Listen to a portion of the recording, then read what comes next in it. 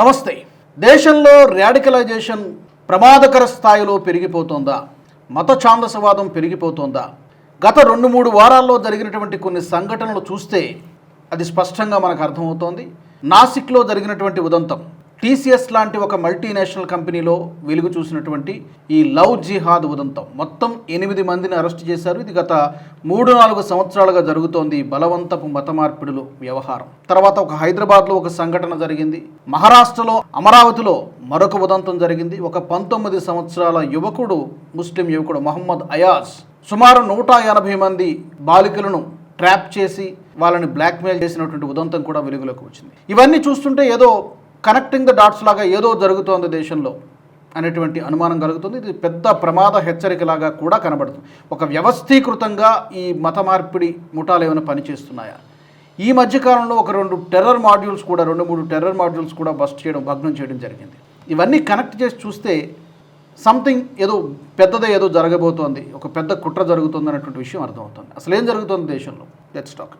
నాతో స్టూడియోలో ఉన్నారు మా రీసెర్చ్ జర్నలిస్ట్ ఆదిత్య కృష్ణ గారు. ఆదిత్య గారు నమస్తే. నమస్తే అండి.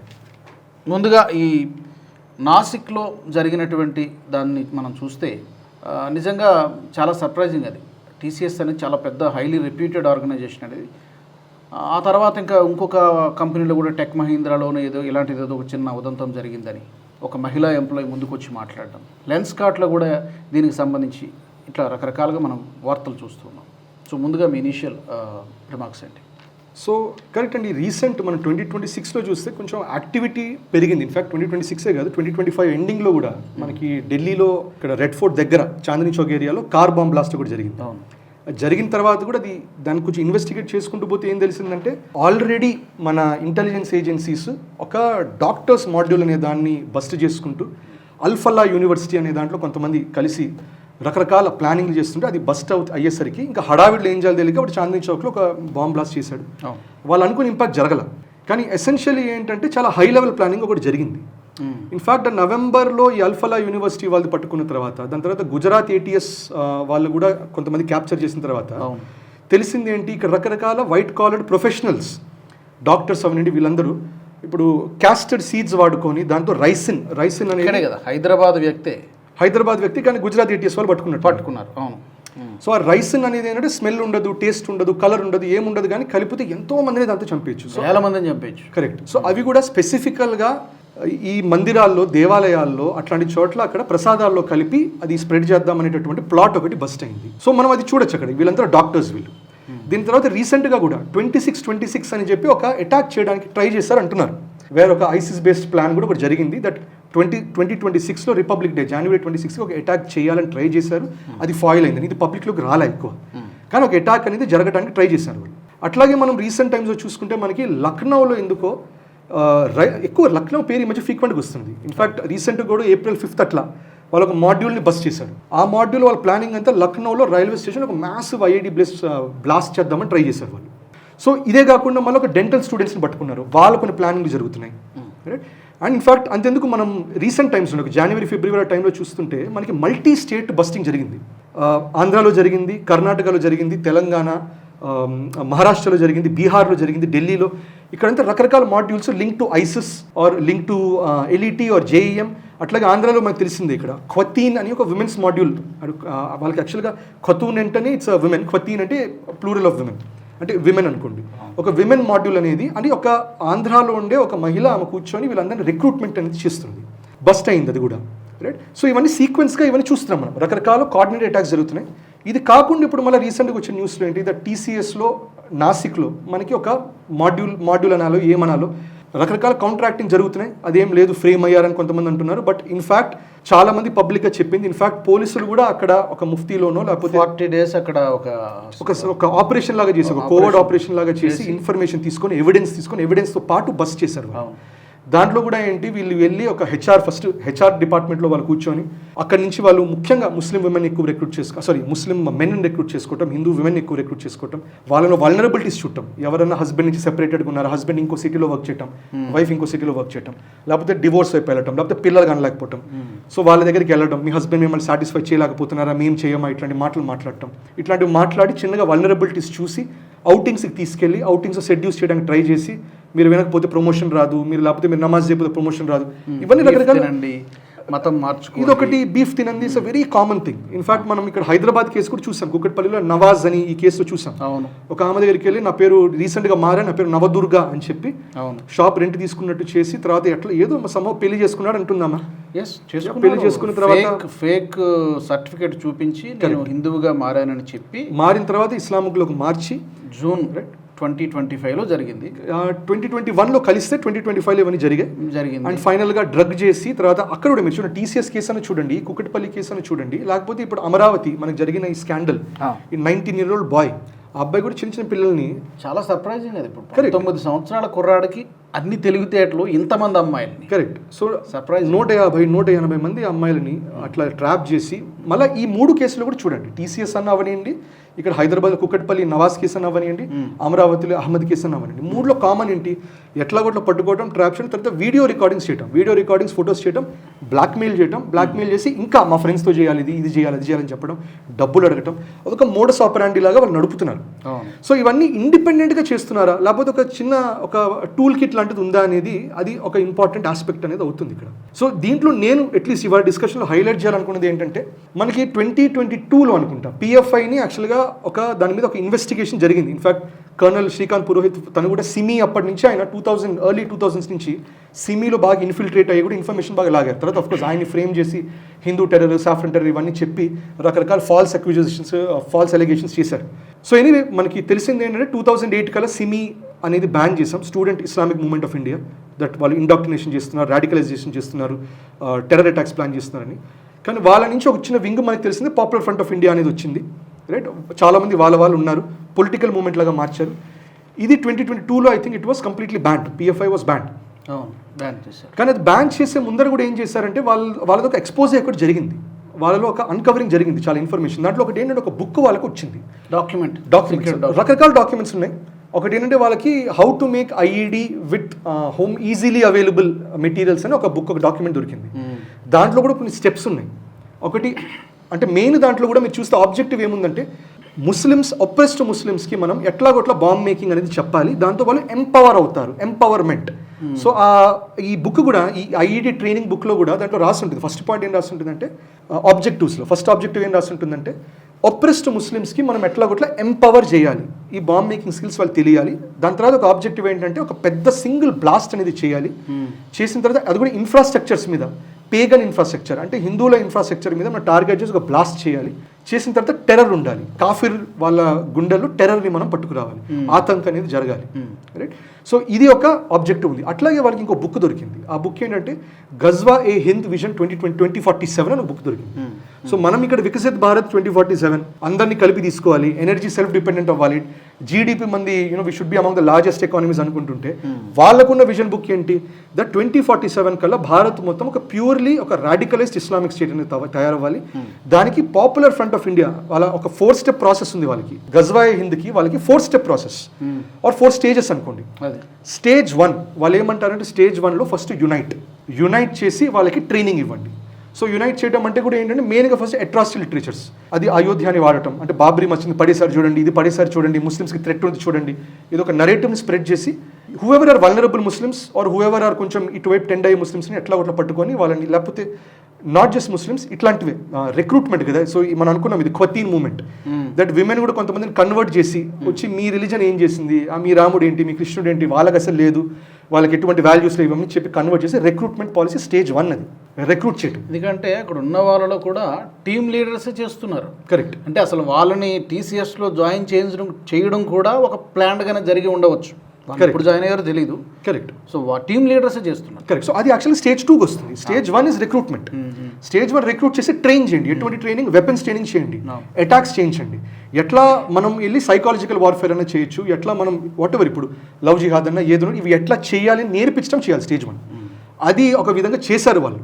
తర్వాత స్టేజ్ 2కి వెళ్ళారు. Stage 2 is infiltration. వాళ్ళక్కడ ఏమనంటే ఇన్స్టిట్యూషన్స్ని, అట్లాగే మీరు జ్యుడిషియరీని, అట్లాగే ఎగ్జిక్యూటివ్ని అండ్ రకరకాల బాడీస్లోకి ఇన్ఫిల్ట్రేట్ అవ్వాలి.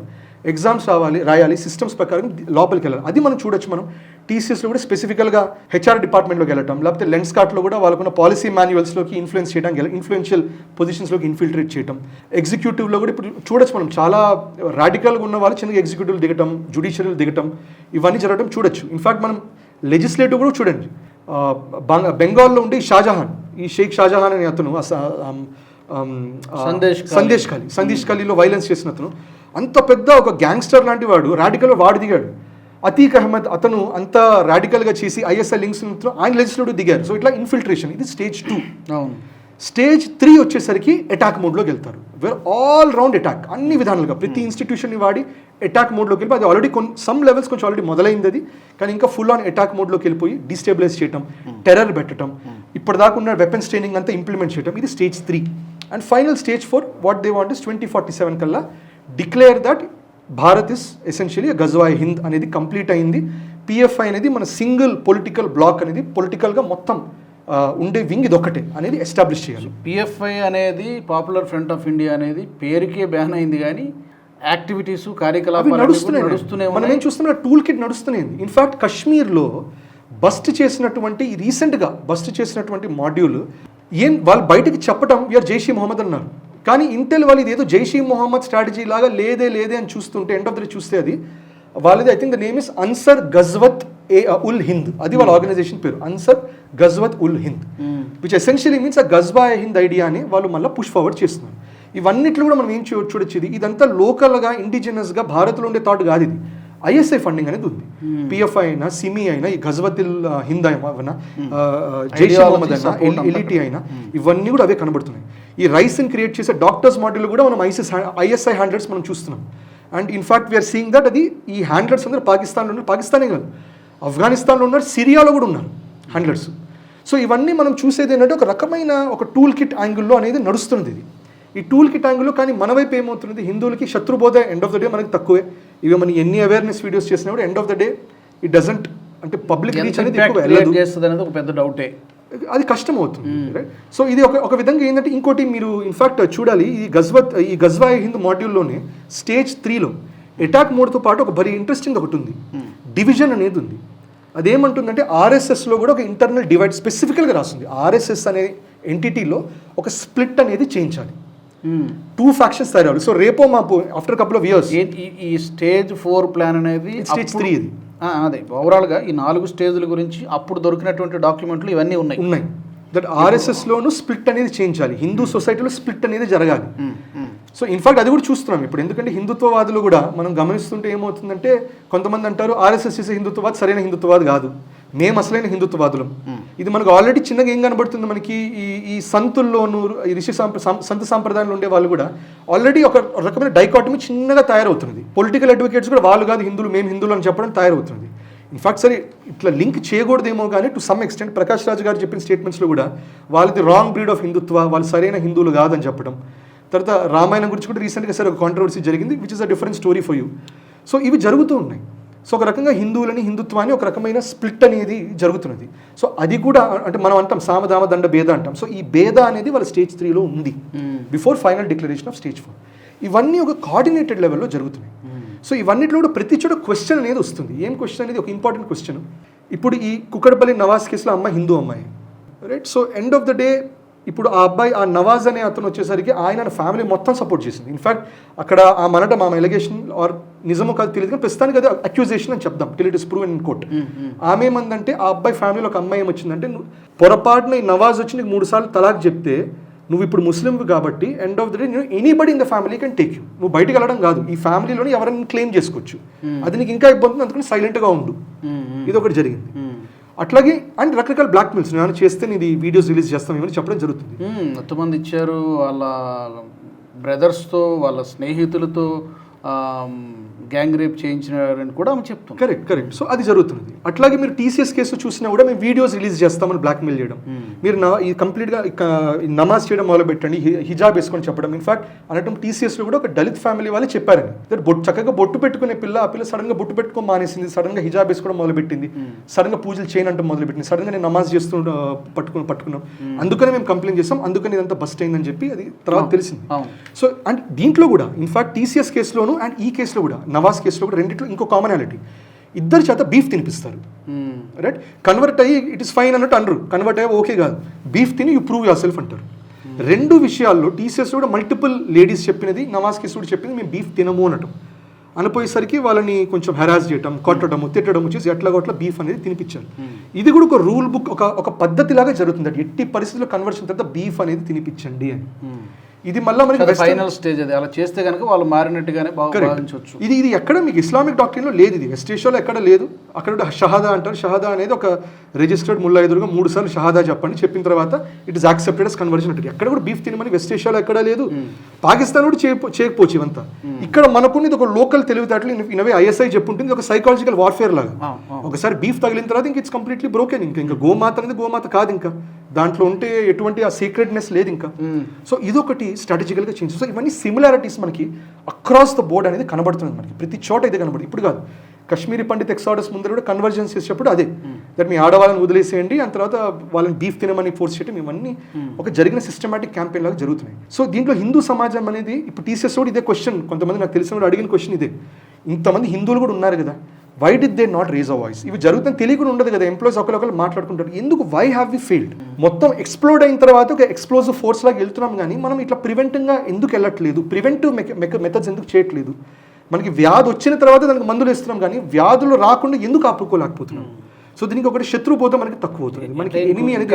ఇప్పుడు ఇంకా ఏమైనా ఆందోళన ఏంటంటే ఇది బయటపడింది, కరెక్ట్, బయట పడడం ఎన్ని ఉన్నాయి. ఇప్పుడు టీసీఎస్ లాంటి కంపెనీలు, బీపీఓస్ కావచ్చు, లేకపోతే సాఫ్ట్వేర్ ఇండస్ట్రీ కావచ్చు, కార్పొరేట్ సెక్టర్ ఓవరాల్గా ఎన్ని జరుగుతున్నాయో తెలియదు కదా. కరెక్ట్, కానీ మనకి ఇప్పుడు తెలిసింది ఏంటంటే టీసీఎస్ వల్ల ఇప్పుడు ఇన్ఫిల్ట్రేషన్ అనేది జుడిషియరీ, ఎగ్జిక్యూటివ్, లెజిస్లేటివ్ కాదు, కార్పొరేట్ ఎంటిటీస్లో కూడా దిగుతున్నది.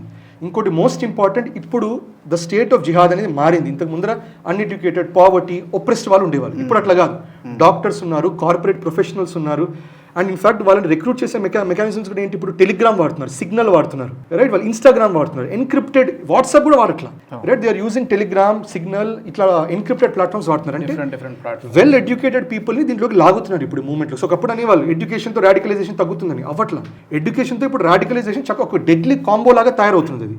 So now they know how to make ricin, now they know how to make a క్వతీన్ module using Telegram, using all of that. So ఇప్పుడు మొత్తం మోడ్ ఆఫ్ వార్ఫేర్ అని మారిపోతుంది. We should not be surprised ఇంకొన్ని రోజుల్లో వారు ఇంకొన్ని సంవత్సరాల్లో రాడికల్ ఇట్లా ఇస్లామిక్ మూవ్మెంట్లో జిహాద్ చేసేవాళ్ళు డ్రోన్స్ వాడి డ్రోన్ బేస్డ్ వార్ఫేర్ చేస్తున్నారు అనేది I don't think it will be far away.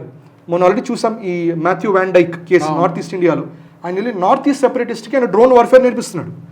So how long before ఇక్కడ వాళ్ళు డ్రోన్ వార్ఫేర్ చేయడం. ఇన్ఫాక్ట్ రీసెంట్గా కూడా ఢిల్లీలో పట్టుకున్నటువంటి ఒక మాడ్యూల్ బొమ్మ కార్ల లోపల బాంబులు పెట్టి తీసుకెళ్లే ప్రయత్నాలు చేశారు, బొమ్మ కార్లలో బాంబులు పెట్టి తీసుకెళ్లే ప్రయత్నాలు చేస్తున్నారు.